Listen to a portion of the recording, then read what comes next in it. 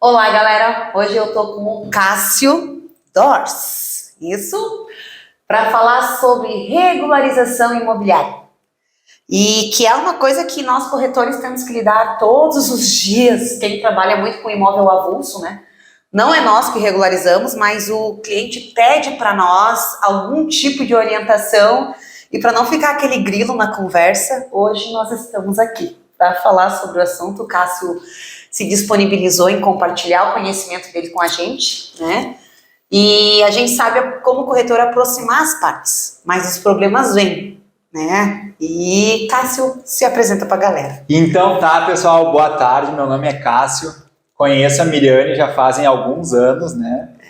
Conheci ela ainda quando eu atuava como corretor de imóveis, depois tive uma fase já no final da minha graduação de engenharia, onde a gente se encontrava num prédio que eu fazia estágio, a Miriane já mostrava algumas unidades, vendeu algumas unidades do prédio que era eu quem atendia os corretores, os clientes, né? É a história antiga, gente. Vou revelar as idades. Fazem anos já. E eu fico bem feliz, assim, de notar que tu vem buscando sempre uma evolução, né? Como pessoa e como profissional, e buscar ter algumas formas de atender de maneira diferente, né? De proporcionar ao cliente experiências diferentes. Lembro quando tu criou os vídeos, os clipes, né? Eu fazia uns vídeos cômicos, gente. O meu passado me condena. Mas as coisas vão se moldando, né? São através das experiências que dão certo e outras nem tanto, que a gente vai vendo qual é o caminho que a gente quer seguir, né? O lado bom é que a profissão de corretora de imóveis, ela permite a gente ser livre para criar algumas coisas, né? Quem tem vontade de criar, né? Então, um tempo depois, assim, que a gente se conheceu, a gente acabou tendo um reencontro já no registro de imóveis, né? Então, eu, quando já formado em engenharia civil, recebi um convite para estar trabalhando no registro de imóveis da segunda zona, pelo Caxias do Sul, né? Pelo Manuel Valente, onde eu trabalhei durante 2 anos. Então, eu já tinha clientes, assim, que eu atuava na área de regularização, outros de projeto, tinha clientes que eu trabalhava com o acompanhamento das obras, né?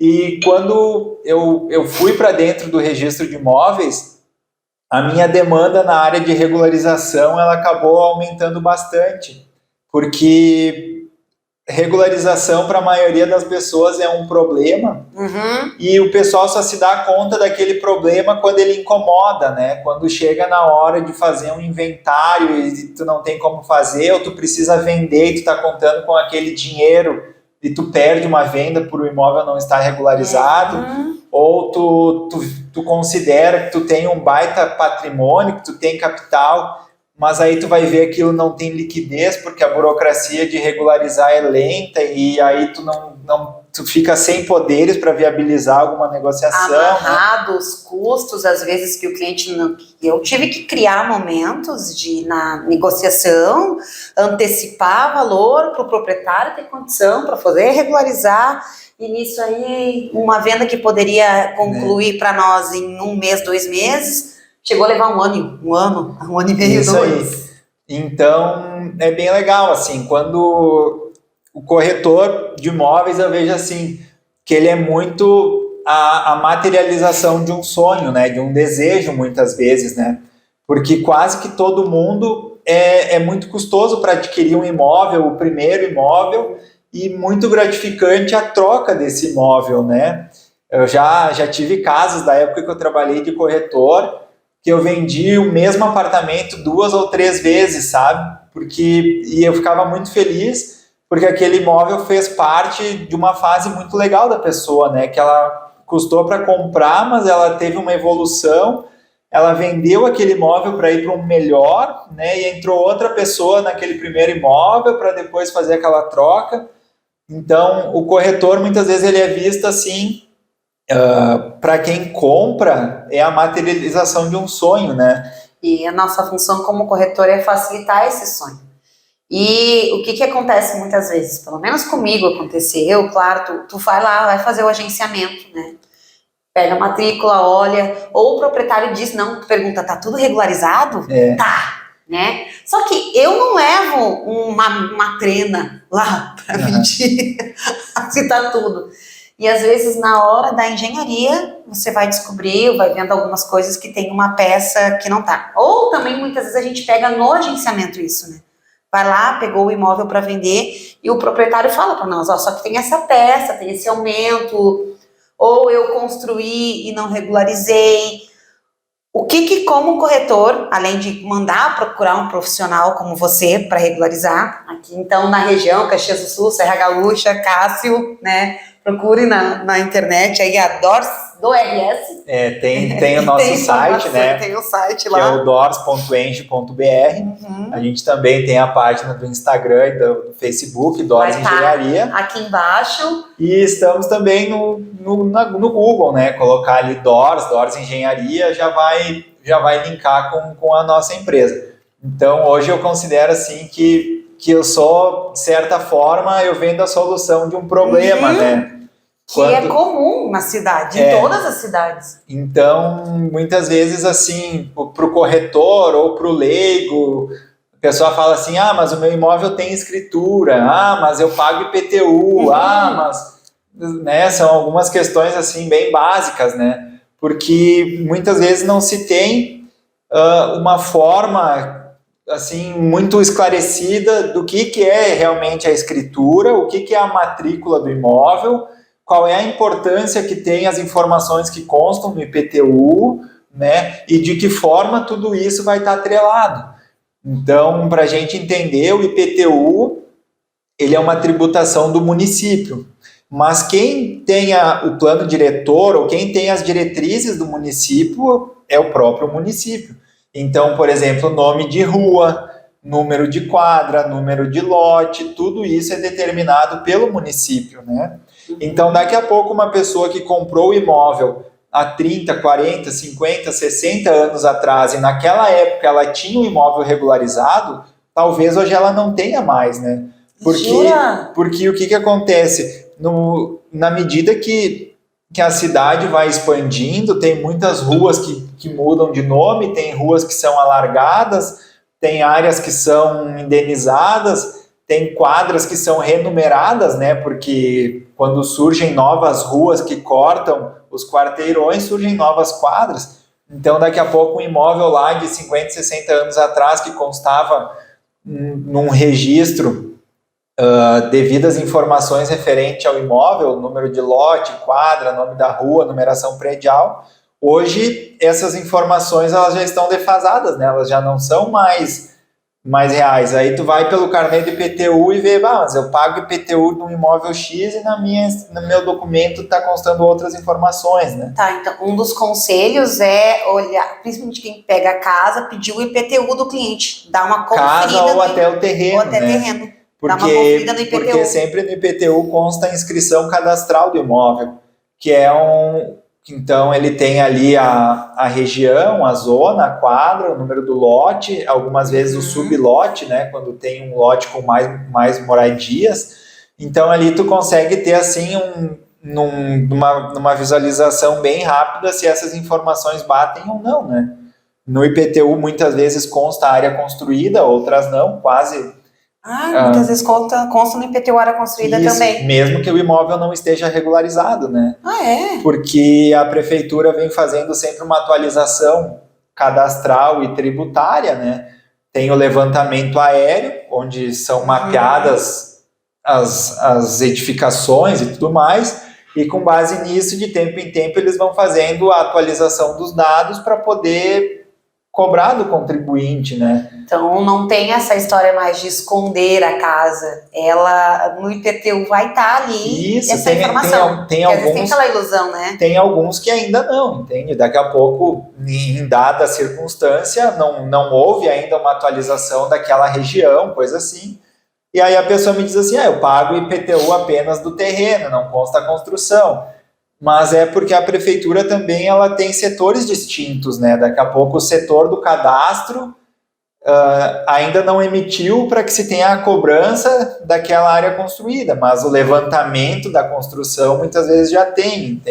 E às vezes o cliente é leigo também, ele entende que está averbado porque ele enxerga aquela construção em IPTU. Isso. Só que na matrícula ela não tá. Isso aí. Eu já tive casos, não da casa inteira, mas de aparecer que não estava averbado uma peça tal, depois de ter até aprovado o crédito no financiamento. Sim. Quando cai lá no registro de imóveis. Isso, então, então geralmente a ordem assim da tramitação tranca onde?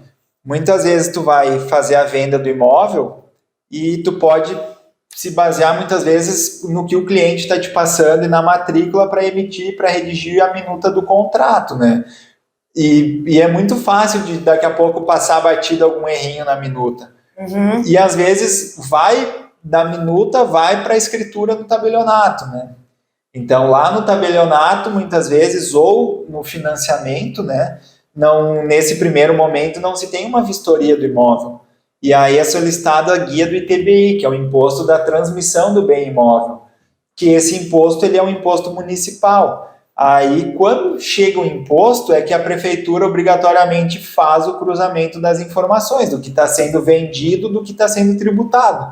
E aí vai ver, não, peraí, eu tenho no cadastro uma construção de X metros quadrados e como é que estão tramitando uma venda menor, né? Uma pergunta assim, a prefeitura vê na hora essa foto aérea? Eles têm alguém que fiscaliza isso? Porque às vezes eu tenho a sensação que tem alguém lá só para encher meu saco.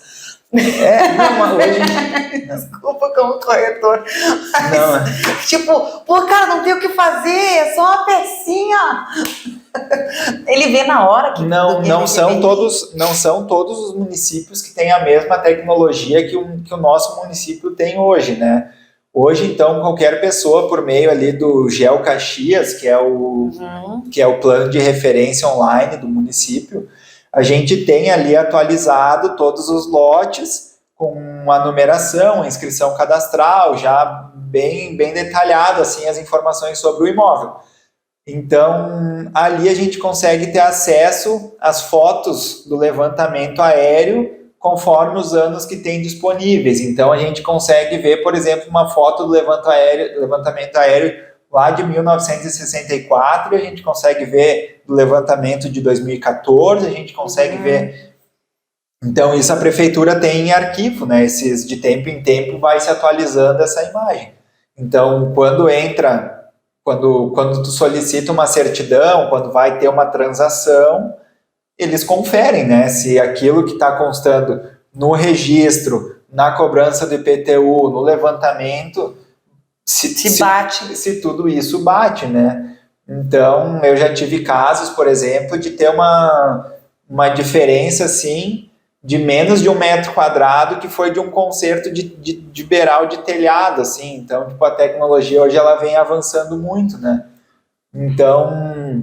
Jura que fizeram isso com beiral de telhado? Aí... Pensa na situação. Então, a gente sempre se dispõe. Como é que a gente trabalha, né?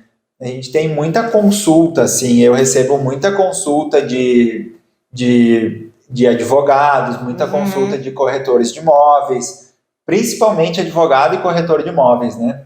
Então, advogado, muitas vezes, na área de inventário, na área de criação de holdings, né? Quando vai se fazer a integralização de capital. Sim.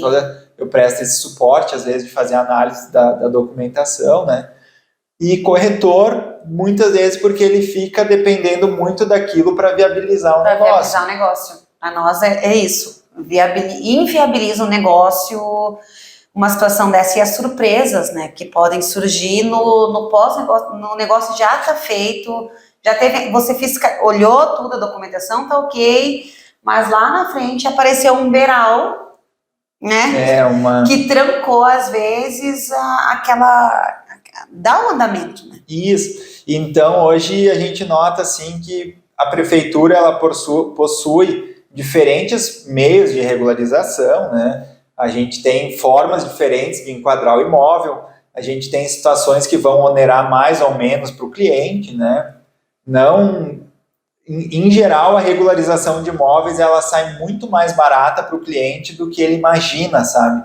Geralmente o cliente ele fica protelando muitos anos porque se tinha uma ideia de que a regularização ia ser algo absurdo, né? Ia ter aquilo uma relevância, assim, num percentual do imóvel eu vou gastar 10, 15, 20% do valor do imóvel para regularizar, né?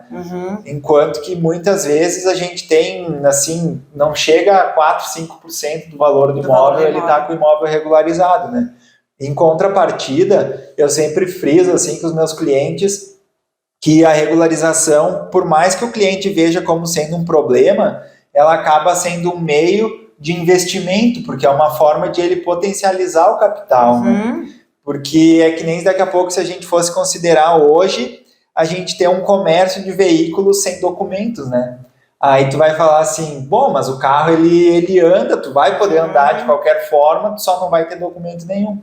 Aí tu pensa assim, bom, então eu vou fazer o seguinte, tu diz que o carro vale 30, mas eu te disponho a pagar 5, porque eu não sei quanto tempo eu vou conseguir andar, né? Eu não tenho nada que assegura que ele seja meu. Até uma coisa, Cássio, que tu está falando é muito legal, é ficar atento ao tempo da regularização, né? Que nem tu falou, eu não sei, tu vai regularizar, mas eu não sei que tempo vai levar e se vai aparecer alguma coisa no caminho. Isso aí. Né?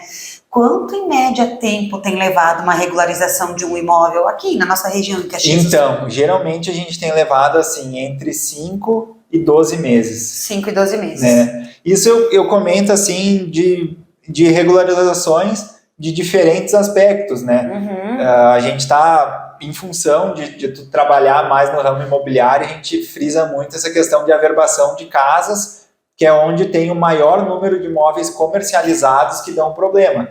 Mas a regularização entra assim, desde tipo de adequar a documentação de um terreno, que às vezes ele não tem exatamente o tamanho que consta na medida, né? Eu já tive casos de apartamento de valor bem elevado que eu tive que regularizar, sabe? Um terraço que foi fechado. Isso aí.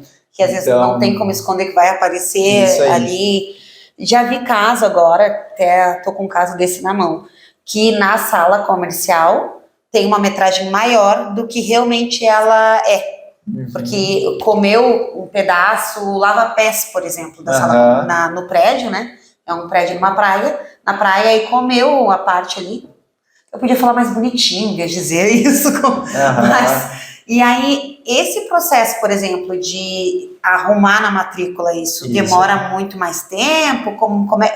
Como é que começa esse processo? Então, o processo ele começa tentando buscar onde é que está o problema, né? A primeira fase sempre é a gente localizar onde é que a gente está com o problema. É a mesma coisa daqui a pouco, assim, tu tá com uma doença e tu quer saber em quanto tempo tu vai estar curada. Sem a gente saber que doença é, fica difícil a gente ter um diagnóstico, né? Então, a gente identificando onde é que está o problema, a gente vai ter uma diretriz de que forma começar. Em geral, a gente dá início pelo município, né? A gente pega a matrícula do imóvel atualizado e vai entrar pelo município. Então, a gente depende, o nosso prazo, ele fica atrelado ao prazo que o município vai demandando a cada etapa, né? Então, por se tratar de uma situação que a gente tem sempre a aprovação da construção, coisa assim, emissão de habite para depois ir para o registro de imóveis, então a gente sempre considera um prazo de mais ou menos 30 dias por etapa, né? Por etapa. São 3, mais ou menos isso, pelo que tu falou? Seriam 4 no mínimo, assim. Então, 30 dias, então a gente fica ali que no mínimo seriam 4 meses, né? Mas nesse meio tempo, daqui a pouco tem mais o tempo de, muitas vezes não é no dia que eu vou te atender que eu já vou conseguir dar entrada na prefeitura, ou não são todos os processos que entram na prefeitura e voltam sem nenhuma correção, impugnação, ou ter que ter uma juntada de documentos, né, novos.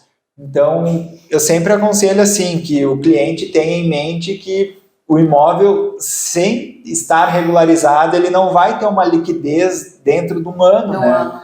Porque muitas vezes ele vai ficar amarrado com diversas situações, né? Cássio, e se o corretor que está nos assistindo é daqui da região da Serra Gaúcha, foi agenciar um imóvel e viu que está nessa situação, ele pode te indicar para você fazer um orçamento com esse cliente, alguma coisa assim? A gente recebe, assim, com bastante frequência das imobiliárias que a gente atende e também assim que surgem os novos clientes, né? Por lei não se poderia agenciar um imóvel sem matrícula ou irregular, né? não poderia também vender apartamento sem matrícula, sem incorporação, sem individualização. Então, o pessoal muitas vezes, no momento que está na dúvida ou que está com um negócio, muitas vezes está com o cliente junto, nos envia a documentação, faz o contato, né? A gente faz uma análise prévia e mais ou menos dá um caminho, ó, a situação tá dentro disso, dentro daquilo, valor X, Y, e o prazo estimado aproximadamente tanto. A partir daí, tanto o corretor vai avaliar se vai dar início numa captação de novos clientes, né? Desde que o proprietário dê início na regularização. Então, ou daqui a pouco o proprietário opta em primeiro regularizar. Que seria o melhor, e depois colocar para venda. Isso. Porque o que acontece assim, eu pego diversas situações que ficam bem em contraponto, né? No meio da balança, assim. Quando o cliente se dispõe a pôr um imóvel à venda sem a regularização, ele diz assim, na hora de vender eu regularizo. Né? Clássica frase. Ou senão ele diz assim, não, se o comprador quiser comprar, ele paga a regularização e desconta. Né? Só que aí, daqui a pouco, numa regularização, por exemplo, que ele gastaria 10 mil reais para regularizar o imóvel, o comprador usa isso como um poder de barganha. Ele diz assim, então, tudo bem, eu regularizo o teu imóvel, eu aguardo ele ficar regularizado, mas eu quero um abatimento de 30 mil no preço, né? Porque é muito mais forte a barganha de quem está por cima da negociação do que de quem está oferecendo, né? Sim. Então... E outra dúvida, Cássio, que eu tenho como corretora é, se nesse processo de regularização o proprietário do imóvel venha a falecer, tranca tudo? Não. Hoje em dia, como é que funciona, tá? O proprietário, sendo independente da situação que ele esteja, se for um casal, tem marido, mulher, ou se for pai, tiver filhos, algo nesse sentido, sempre que a gente tem a regularização tramitando e o proprietário vem a falecer, a gente nomeia alguém como inventariante. Que o inventariante, o que é? O inventariante é como se fosse um procurador do espólio, ele é uma pessoa que vai estar representando o interesse dos envolvidos, né, para que a gente possa dar sequência. Isso acontece. Isso é demorado? Não, processo, que é uma coisa que assusta, né? A nomeação de inventariante, na maioria das vezes, ela não precisa ir para o âmbito judicial, né? Tem algumas questões ali que tu consegue nomear o inventariante direto no tabelionato, com a presença de um advogado, né? Então, nós prestamos todo esse suporte, a gente vai ali, indica, geralmente leva em torno entre 20 e 60 dias, que é o tempo do tabelionato lavrar a nomeação do inventariante, agendar a assinatura, assina, e a regularização da sequência. Né? Não precisa, nesse momento, já dar início a um inventário, até porque, para dar início ao inventário, precisa ter o imóvel regularizado. Então, volta de novo para a regularização. Isso aí. Então, infelizmente, eu já tive casos assim, né? Já teve. De os clientes virem a falecer, a gente nomeou, geralmente é ou filho ou esposa, depende da situação ali, depende de qual é a situação, de quem é que pode ser o inventariante ou não, né? Aí a gente tem a pessoa que presta esse suporte jurídico, dá sequência e a regularização segue. Da mesma forma como se fosse a venda. Mas a venda, obrigatoriamente, o herdeiro vai ter que receber o imóvel por meio do inventário para depois transferir. Então, a venda, sim. Vamos supor que tu esteja vendendo um imóvel. Tá. E aí o proprietário desse imóvel, no dia de assinar o contrato, por exemplo, ele vem a falecer, né? Aí sim, aí teria que fazer o inventário para esse imóvel ir para os herdeiros, para que os herdeiros façam a venda para o comprador. Não vai ter como simplesmente passar de um falecido para um terceiro, né? Sem inventariar. Isso, então, agora eu vou fazer, porque sai um pouco fora do âmbito da regularização, mas entra na negociação. Normalmente a gente assina um contrato antes da escritura, né? Que a gente assina ali o contrato, o arras, ou a promessa de compra e venda. Isso aí. Se entre a promessa de compra e venda e a escritura foi assinada a promessa e a escritura, que leva aí em média de 30 dias. Isso aí. Né? Sendo à vista, o vendedor vem a falecer. também vai ter que cair no processo de inventário, mesmo tendo o contrato de promessa de compra? Mesmo tendo o contrato, né? Porque obrigatoriamente a escritura ela tem que ser assinada, né? Então, a pessoa, o que acontece? A escritura, ela é a formalização, né, do negócio. Então, a escritura é um meio legal de formalizar um negócio. Assim como todo contrato com alienação fiduciária, os contratos de financiamento bancário, eles têm o mesmo valor de uma escritura pública, porque ali consta a formalização do negócio, em que condições esse negócio vai se dar. Ali é que as partes vão assinar, né? Ali que é o encontro das partes, elas vão assinar. Então, até aquele momento, todas as partes têm que estar presentes, né? Aí é muito comum que tu vá na agência, assina o contrato do financiamento e tu presta esse serviço, ou o correspondente, ou o próprio banco, de levar para o registro de imóveis, né? Isso. O cliente não, depois de assinada a escritura, o vendedor, ele já não vai mais ter uma participação física, né? Então, no momento que assinar a escritura, aí o negócio... tá realmente... O negócio, ele tá concretizado, mas o imóvel ainda não está em nome, né? Ele já pode ter, o comprador pode ter a posse, mas ele ainda não tem a propriedade, né? Ele vai ter a propriedade em si no momento que, através da escritura ou do contrato de alienação fiduciária, que seria o do financiamento, ele vier a transferir a propriedade do imóvel, que é no registro de imóveis. Então, basicamente, a escritura e a matrícula do imóvel, elas se diferem em função disso. A escritura, ela é a formalização do negócio, onde vai constar todas as informações acerca do pagamento, acerca dos proprietários e acerca do imóvel, né? As certidões negativas, tudo mais, a guia de emissão do ITBI, o pagamento desse ITBI, e lá no registro de imóveis é onde, então, vai acontecer a transferência de propriedade. Transferência de propriedade. Isso aí. E aí, de novo, para tudo isso acontecer, o imóvel tem que estar regularizado. Tem que estar regularizado.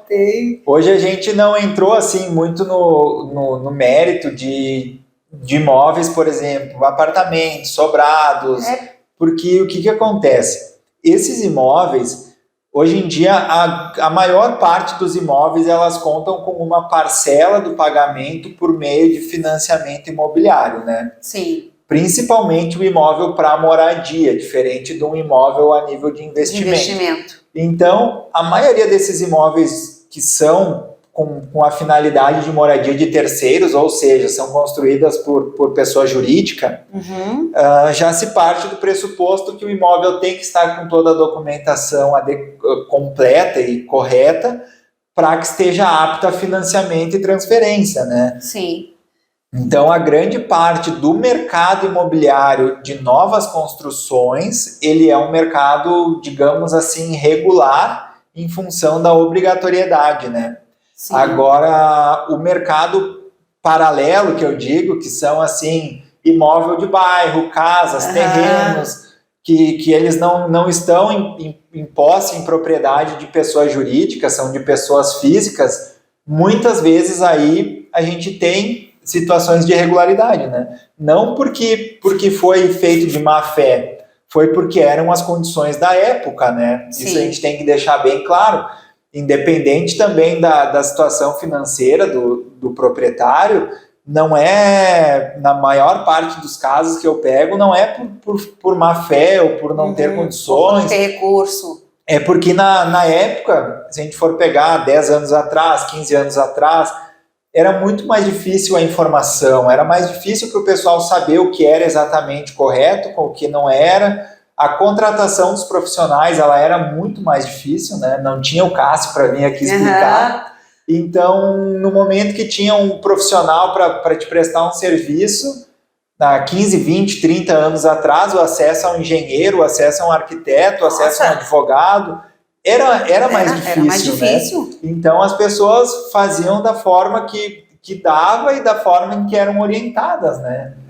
Eu encontro muito mais imóveis irregulares de 10 anos para trás. E isso. Os mais recentes agora já é outra cultura, já é mais fácil o acesso, né? Isso, né? Agora era o desenho da pessoa com o pedreiro e construiu a casa e tá bom até hoje. Tanto é que no nosso município, hoje em Caxias do Sul, imóveis com construções anterior ao ano de 2013, elas têm um programa de regularização que, de certa forma, ele é facilitado se comparado com construções mais recentes, né? Que programa é esse?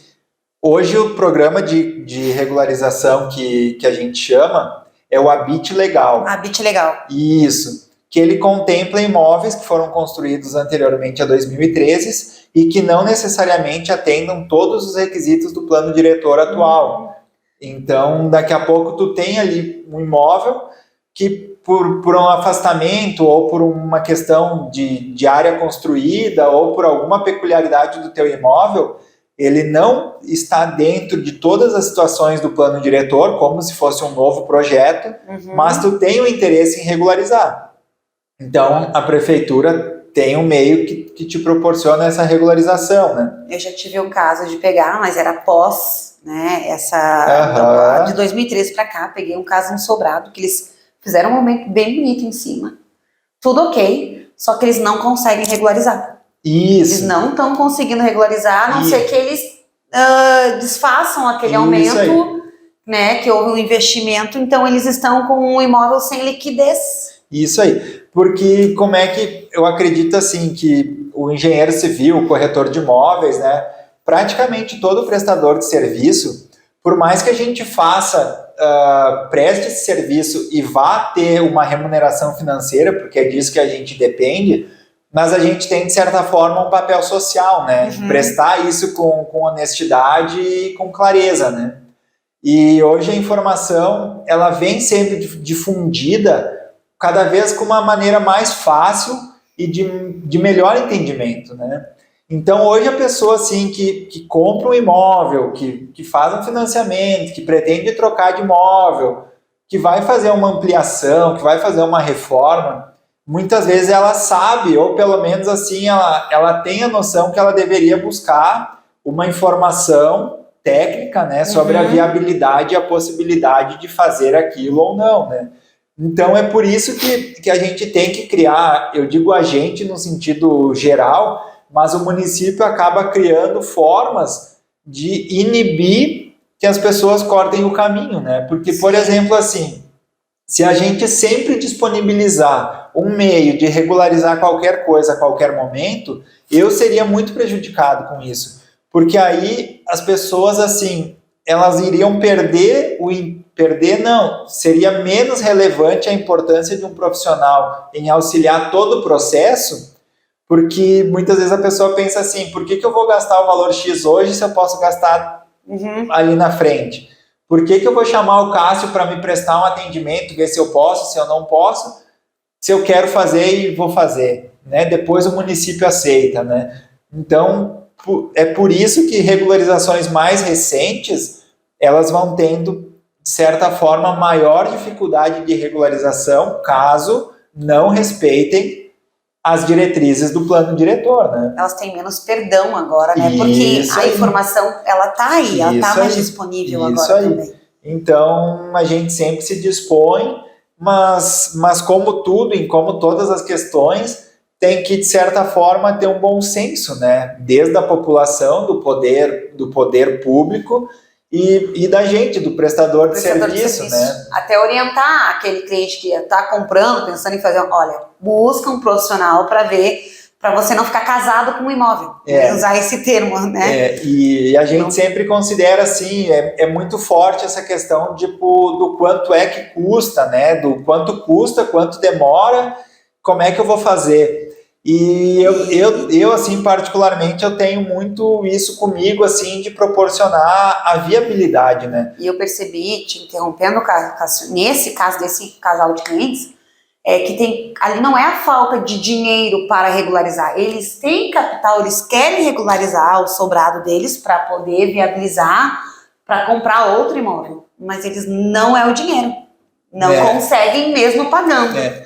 daqui a pouco ali teve assim mais a falta de informação do que a falta de condição, né? Porque se tivesse buscado, eu já tive casos, por exemplo, assim, que surgiram através de uma imobiliária, né?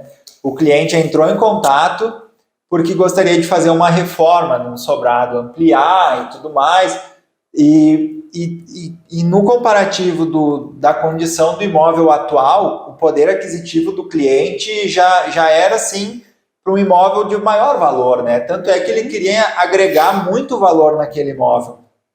E aí ele buscou um profissional, que foi parecido com o caso desse teu. Sim. A gente fez o quê? Desde um primeiro momento eu comentei que daqui a pouco tudo que ele imaginaria de agregar naquele imóvel ele já poderia buscar num outro, né? E a gente fez o projeto para que ele pudesse visualizar e fazer um comparativo. Aí o que aconteceu? Ele pegou aquele imóvel do jeito que estava e deu no negócio de uma outra casa com um padrão muito superior, né? Então, daqui a pouco, para esse teu cliente, faltou naquele momento lá atrás, faltou um suporte técnico, né? Que aí muitas vezes a gente tem uma noção, tu quer fazer tal coisa, que nem, por exemplo, assim, tu tem um Fusca, mas tu quer andar de Corolla, né? Aí tu pensa assim, mas eu gosto dos bancos do Fusca, eu acho que eu vou botar o motor do Corolla no Fusca. Gostei dessa comparação. Então, às vezes, aquele Fusca, ele nunca vai ser um Corolla, por mais que tu invista nele. Isso é muito bacana, porque eu gostaria de falar isso para os clientes às vezes. Mas eu fiz isso, eu fiz aquele outro, continua sendo um Fusca. Continua. Porque às vezes eles querem, na inocência, e também por ter investido, agregar um valor que o mercado não absorve do que ele investiu naquele imóvel. Por mais que num Fusca você coloque um motor de Corolla, não vai absorver o preço de um Corolla no Fusca. Então, até eu lembro de um ditado, assim, que um professor, né, inclusive foi no curso de corretor, até hoje eu não esqueci, que ele comentou, né, o estudo alisa o pelo, mas não encurta as orelhas, né? Que então, às vezes, a pessoa, quando é ignorante, não é a questão do estudo, muitas vezes, que vai ela bota aquilo na cabeça e tá bom. Mas no patrimônio, assim, no bem imóvel, muitas vezes é parecido, né? Não é todo o dinheiro que tu coloca dentro do imóvel que vai valorizar na mesma proporção. Então, tem coisas que não fazem sentido, né? Sim. Então, hoje a gente presta, assim, um atendimento já é bem comum, né? E isso é muito bom, Cássio, você está aqui hoje compartilhando.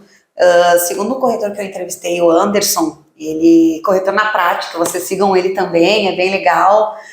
Ele usa um termo que nós, hoje, corretores que atendemos o cliente pessoa física, não a construtora, a pessoa jurídica, a gente tem uma necessidade de ser um corretor balcão, né? E quando você vai num balcão, você quer que aquela pessoa que está no balcão, pelo menos tenha um mínimo para te responder algumas perguntas, um mínimo de conhecimento para te orientar. Você vai num balcão, um exemplo, sei lá, de uma ferragem, eu não sei construir uma casa, mas eu sei para que serve este material aqui, né? Então, como corretor que está lá à frente do seu cliente, hoje, estar assistindo uma orientação como a sua, Cássio, nos deixa com ferramentas para encantar o nosso cliente na hora e encaminhar ele para o lugar certo, né? E pode ser que viabilize um negócio na hora ou que viabilize depois, porque venda é relacionamento. Quem nos procura espera que a gente saiba, no mínimo, ter algumas respostas, pelo menos de quem sabe, né? Olha, eu sei te responder aqui, mas daqui para frente eu vou te encaminhar uma pessoa da minha confiança. Que aí entra o seu trabalho. Mas eu tenho notado, assim, nessa parceria que a gente tem com as imobiliárias, que muitas vezes a imobiliária recebe esse cliente que tem um imóvel irregular, né?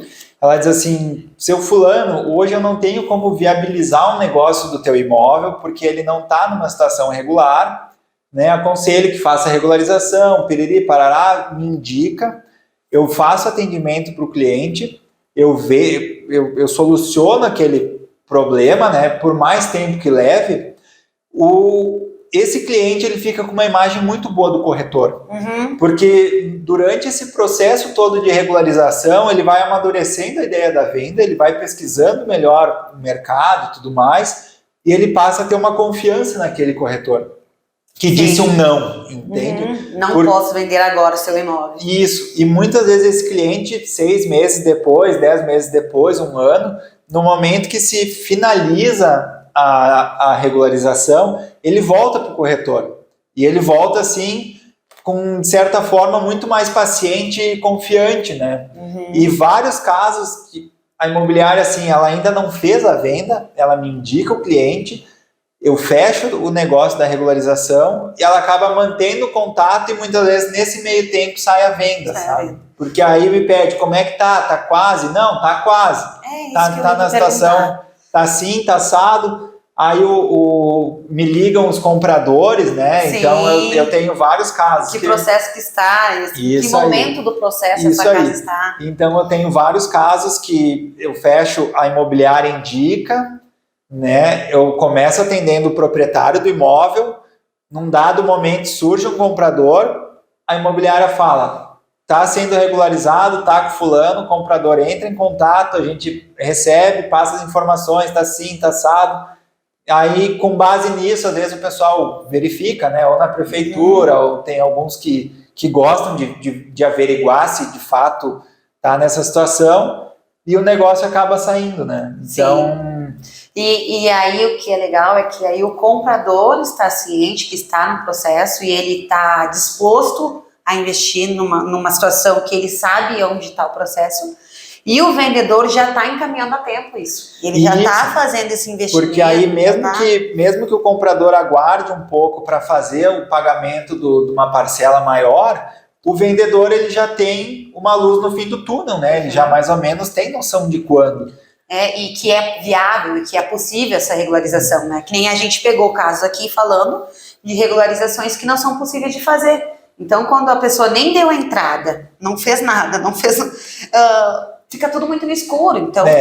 Hoje a gente assim abordou muito a questão de compra e venda, né? E de situações que surgem na compra e venda, né?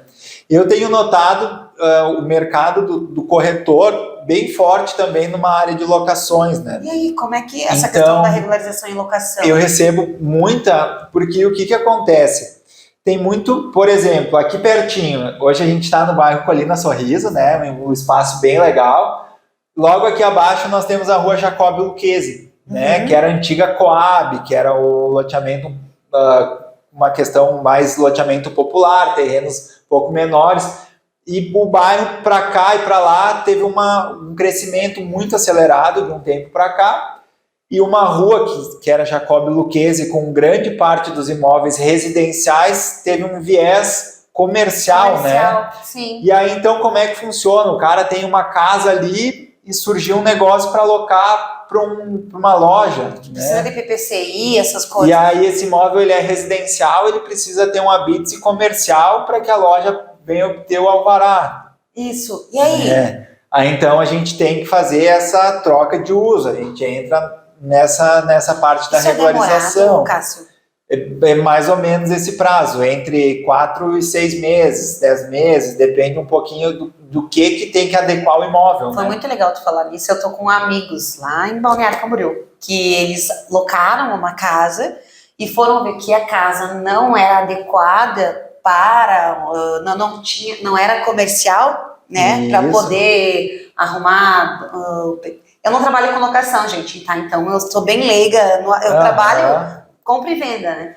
E aí eles tiveram esse caso que eles estavam com dificuldades nisso. Isso aí. Tava com muita dificuldade disso lá mesmo, de fazer transformar essa casa para tirar definitivo. Tem um alvará definitivo e um alvará temporário. Isso, então o que muitas vezes o município, que é um caso que eu tenho diversos clientes, a pessoa vai lá, tem o inquilino, o investidor, compra um imóvel, vai abrir o negócio no tal do imóvel, né? Uhum. Chega na hora, mas o meu CNPJ é uma atividade industrial. Uhum. E sempre nesse imóvel foi uma prestação de serviço, foi um comércio. E agora, como é que fica, né? Então, a gente entra com a regularização e aí muitas vezes, em todas as vezes, a prefeitura acaba disponibilizando um alvará temporário. Um alvará temporário. Tá. Para que a regularização possa tramitar e ser concluída, para na renovação, para que após aspirado o prazo do alvará temporário, com o imóvel já adequado à atividade atual, possa se emitir um alvará definitivo, né?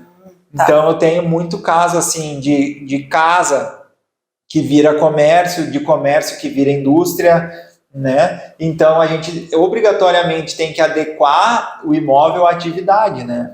E isso tudo a gente está falando assim, numa questão bem óbvia, né? De compra e venda, ou disso, ou daquilo. Mas eu presto bastante também consultoria para empresas, porque daqui a pouco eu tenho casos que as empresas assim têm um valor bem agregado dentro do imóvel. E de que forma vai se fazer um seguro daquilo se não existe imóvel nenhum no papel? Então eu já fiz regularização de empresa que tinha 2, 3 milhões em estoque e aí não tinha como fazer um seguro porque na matrícula não existia pavilhão nenhum. E aí se dá alguma coisa e se perde aquele estoque. Entende? Então tu tem em estoque 4, 5 vezes o valor do imóvel. É outro nicho. É outro nicho. Então a gente, obrigatoriamente, assim, de que forma eu vou assegurar? É a mesma coisa. Como é que tu vai fazer um seguro de um carro que tu não tem o documento? E isso tem bastante. Eu não sabia. Então, empresa assim. Tem bastante. Eu não sei assim, dizer o bastante ou pouco vai do que tu compara, né? Sim. Mas se a gente pegar um caso que aquela pessoa venha a perder esse valor, para ele daqui a pouco é tudo que ele tem, né? Então tem assim, a gente sempre tenta visitar o cliente, entender qual é a situação e muitas vezes passar um ponto de vista que ele não viu ainda, né? Até porque naquele momento bom, a gente começa a conversar e começa a lembrar do círculo de relacionamentos aqui, que você vê aquela pessoa que abriu aquela empresa na casa, que era dos pais, e tem um pavilhão embaixo, e transformou a parte de baixo num pavilhão, né? Isso aí. E é uma empresa hoje grande já, e tem esse processo. Esse processo, então se aplica aí, porque não tinha documentação na casa, porque no passado essas casas de 2013 para trás não tinha, mas hoje virou um pavilhão embaixo, moradia em si. Um pavilhão não no sentido, né, no sentido de uso uma área industrial, né? Então, muitas vezes a gente acontece assim... Já tem gente para te indicar. A gente pega situações, por exemplo, de empresas ou indústrias que tem mais de um CNPJ, né? E às vezes ela tem mais de um CNPJ e aí tem endereços em imóveis diferentes, né? Então eu já peguei caso, por exemplo, de uma empresa que ela tinha um CNPJ que o escritório era num local, mas aí na matrícula daquele local não tinha nenhum imóvel averbado. Então, muitas vezes, porque aí teve a abertura do CNPJ, informou o endereço, tinha comprovação, mas existia o imóvel, mas não tinha na matrícula. Aí, daqui a pouco, assim, são diversas situações que a segurança do proprietário vai estar muito ligada à regularidade do imóvel, né? Sim. Porque tu acaba ficando num limbo, né? Tem muitas situações que assim, entre tu ter o teu direito assegurado e tu ter o teu direito numa discussão se é de direito ou não, é diferente, né? Então a gente busca hoje o que a gente busca assim para o nosso cliente é potencializar o patrimônio dele, aumentar o patrimônio por meio do imóvel regularizado, né? Com o conhecimento assim que eu tive ao longo dos anos que eu trabalhei como corretor de imóveis, sigo atendendo várias imobiliárias, então a gente tem assim um certo conhecimento do mercado, né? Então a gente acaba muitas vezes podendo prestar esse suporte para o cliente, de que forma agregar mais valor, né? De que forma regularizar, de que forma adequar essa questão do comercial, de adequar as atividades, isso também é bem interessante, né? Os clientes às vezes nos procuram assim para viabilidade de negócios, de construir ou de investir ou de alugar ou de uma série de questões, né? E essa tua expertise vem muito da tua formação, mas, Cássio, o que eu admiro em você é que você coloca a mão na massa desde cedo. Você estava no meio imobiliário, estava na rua, estava negociando como corretor, até se formar, e depois foi para o registro de imóveis. A tua estrada te trouxe uma expertise que não é o diploma que dá, né? Não desmerecendo o diploma, mas não é o diploma que dá isso. Eu acho bem legal, assim, tipo, hoje a faculdade, qualquer curso, né? A gente estava, antes de iniciar a gravação, a gente comentou muito, assim, de certas profissões, elas levam muito tempo para que tu possa atuar, né? E outras profissões tu tem um início de atuação rápido. Então o curso, o corretor de imóveis, a obtenção do Cresci, ela é rápida, né? Tu começa a atuar rápido, mas para te manter, para te se consolidar no mercado é muito lento, né? É bem um serviço contrário, assim, porque pode ser uma ascensão rápida, mas o tombo rápido também, né? A constância é que ela é lenta, né? Então, do tempo que eu te conheci, nos primeiros prédios ali que a gente visitou, que eu atendia, se for ver quanto corretor e quanta imobiliária passou nesse meio tempo, né? Nossa! Então, tipo, tinha um início rápido, mas não se mantém, né? Se manteve. E hoje o que eu noto, assim, que aconteceu comigo e acontece com bastante gente, o tempo dentro da faculdade ele é muito grande, né? No melhor dos casos, tu vai levar 5 anos para se formar engenheiro ou arquiteto, e a maior parte das pessoas leva mais que isso, né? São 6, 7 anos, e muitas vezes tu não consegue ficar 6, 7 anos trabalhando de estágio com alguém, porque o valor ele é muito, muito aquém do gasto mensal para se formar, para se manter, tudo mais, né? E aí no momento que tu te forma, tu tem algum embasamento técnico, mas muitas vezes deslocado da realidade, né? Então, eu recebo, assim, contato com uma certa frequência de outros profissionais, né? Com questões, assim, que a gente fica pensando, poxa, é um detalhe tão simples, mas eu não culpo quem está buscando, né? Eu culpo, não é de certa forma culpar, é que a questão acadêmica ela vem ficando muito defasada, né? Com comparação da realidade. Porque a informação ela é tudo tão rápido e a maneira que se tem de dispor, por exemplo, tem que aprovar pelo MEC, por exemplo. Hoje um professor, por mais que ele tenha um mundo na internet, ele desde o pré ele tem que seguir uma diretriz que vem federal, estadual, municipal. Então, a instituição de ensino, muitas vezes, ela está engessada, né? Hoje, com certeza, assim, se tu for procurar referência no mercado imobiliário, tu vai poder encontrar pessoas que não têm um ensino superior, elas têm muita especialidade, muito estudo, ou bem autodidático, ou buscando de diferentes formas, ou em diferentes lugares, ou em outros países, né? E isso vem acontecendo muito. Então, eu considero, assim, que eu custei a aprender, mas a gente vai aprendendo por se dispor a pegar situações que a gente ainda não sabe resolver, né? Então, é a mesma coisa dos teus clientes, né? Tu pode, assim, atender um leque de clientes, por exemplo, de imóveis até 200 mil, e daqui a pouco tu quer fazer uma venda de um imóvel de 2 milhões, né? As dúvidas do cliente de 2 milhões, elas não são as mesmas do de 200 mil. Muitas vezes aquela pessoa de 2 milhões, ela vai te fazer muitas perguntas que ela já sabe as respostas só para te testar, né? Porque é uma pessoa já muito capacitada e que já teve muito sucesso no negócio dela. E ela quer fazer negócio com alguém que tenha sucesso. Então ela quer testar o teu sucesso, né? No nosso mercado é meio parecido. A gente às vezes atende certos clientes assim, que eles têm, vamos supor, uma malandragem, né? Eles querem sentir até que ponto podem ou não confiar, então eles vão nos testando.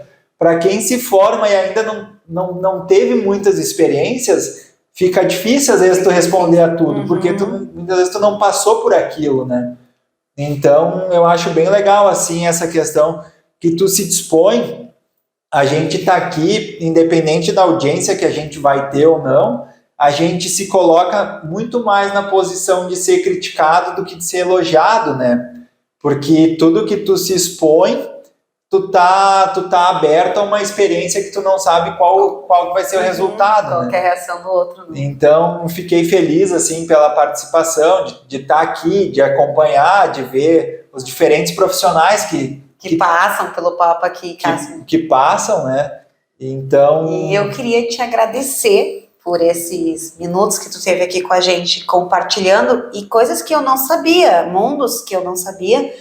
E para nós, corretor de imóvel, tem corretor que trabalha com locação, que coisas que você falou é muito comum para ele, para mim não era. Isso aí. E o que para mim é comum, essa questão da venda e compra, talvez para outro corretor não seja, mas tu deu um embasamento para nós, quando tiver esse tipo de assunto na mesa, ter um conhecimento, né? Agora, quando você falou ali sobre empresas, do que aconteceu, eu vi no meu círculo de amizades isso acontecer, de uma empresa se estabelecer no endereço e depois de um tempo ir buscar essa regularização, porque estava num processo de crescimento e isso não era prioridade naquele momento. Isso aí. Mas no caminho vai se tornar prioridade. Isso aí. E você, corretor, vai atender esse proprietário dessa empresa, como eu estou atendendo agora, ou para ele comprar ou vender um imóvel, e você tendo um conhecimento do que ele está vivendo já, como a gente teve aqui hoje, cria mais vínculo e credibilidade. Isso aí. E até mesmo antes ali tu me comentou, né? Aqui no nosso espaço tem todo um suporte de assessoria para a liberação de crédito e tudo mais, né? Então, eu, quando trabalhei como estagiário em construção, eu era a pessoa responsável por acompanhar os corretores. Eu ficava assim pensando, meu Deus, como é que vai vender? Porque as pessoas não sabiam nada de taxa de juros, de documentação para um financiamento, tinha muito corretor com muito pouca instrução do negócio em si, né? Tratava da venda do imóvel como se fosse vender um item assim descartável, né? Que tu não tem todo um respaldo. E aí aquilo E conforme tu vai melhorando o teu padrão de clientes, vai melhorando, assim, tu vai passando mais credibilidade, vai tendo que buscar formas de atender todas essas exigências, né? Então, hoje, isso que tu comentou, por exemplo, naquele momento não era prioridade, hoje as empresas ou imóveis de valor elevado têm uma série de ferramentas e de formas disponíveis da utilização do crédito, né? Então, eu digo assim, tem consórcios, tem empréstimos com alienações, tem para dentro da empresa, para a própria empresa ampliar, dependendo do segmento, tem, por exemplo, a indústria rural, tem cédula de crédito rural, tem um monte de coisa que fica atrelada à documentação do imóvel. Então, para te girar o dinheiro, depende de tu vincular com um imóvel regularizado. Um imóvel regularizado. Voltamos novamente. Então, que para as construtoras, isso já é muito usual. É pouco difundido essa ideia no meio físico, assim, pessoa física, mas as construtoras hoje, muitas vezes, se iniciam um prédio com diferentes meios de captação de renda, né? Então, tem investidor que tem cota, não adianta a gente usar aqui daqui a pouco os termos né? Mas os negócios hoje, eles não são mais engessados, assim, vou fazer um prédio que custa 1 milhão, eu vou ter 1,1 milhão no bolso para se der qualquer problema, não. Muitas vezes esse dinheiro vai estar investido, vai estar girando, vai se buscar outros meios, e através dos teus imóveis tu vai usar aquilo ali para te proporcionar esse giro financeiro. Então, o corretor, o engenheiro civil, alguém que presta essa consultoria, a gente tem que estar a par de quais são as possibilidades que o cliente pode ter, né? Sim. Quais são os benefícios que tu vai proporcionar para ele em ter o imóvel regularizado. Não é simplesmente assim para postar, tá aqui minha propriedade, porque por morar, tu vai morar até morrer, mesmo estando irregular, né? A gente tem que mostrar o plus do negócio, né? Quais são as vantagens, o que isso aí vai te proporcionar, né? De que forma isso aí vai poder mudar e melhorar a tua vida, né? E muito do mercado é girado com negócios criados, que nem às vezes o proprietário do próprio imóvel tinha noção que através daquilo regularizado ele poderia fazer isso, aquele outro. Então, entra novamente o corretor fomentando o mercado. Isso, né? aí. Fazendo essa união aí das informações e levantando capital para o próximo investimento e multiplicação do patrimônio do cliente que a gente está atendendo. Que essa é a nossa função, né? Também. É isso. Então tá, muito obrigado pelo convite. Espero que possam estar buscando os nossos serviços, né? E entrando em contato, fiquem bem à vontade. E eu agradeço também por estar aqui, bem feliz assim com a tua atuação no mercado, né? Obrigada. E vende de verdade, porque eu trabalhei no registro e recebi os contratos, né? E volta e meia eu estava lá dando olho no Cássio no registro de imóveis. Pude perceber muito isso no registro, quem é fake vendas, né? Ou fake regularizações, Sim. Porque tem gente que é mega profissional e em 2 anos nunca entrou no cartório, né? Enquanto tu vê assim... a rede social mente muito também, né? Então isso foi bem legal, assim. Aqui, ó, testemunha viva, ocular minha lá no registro de imóveis. Então tá. Então tá. Obrigado, Obrigada, gente. Tchau, Até tchau. o próximo Papo de Mob.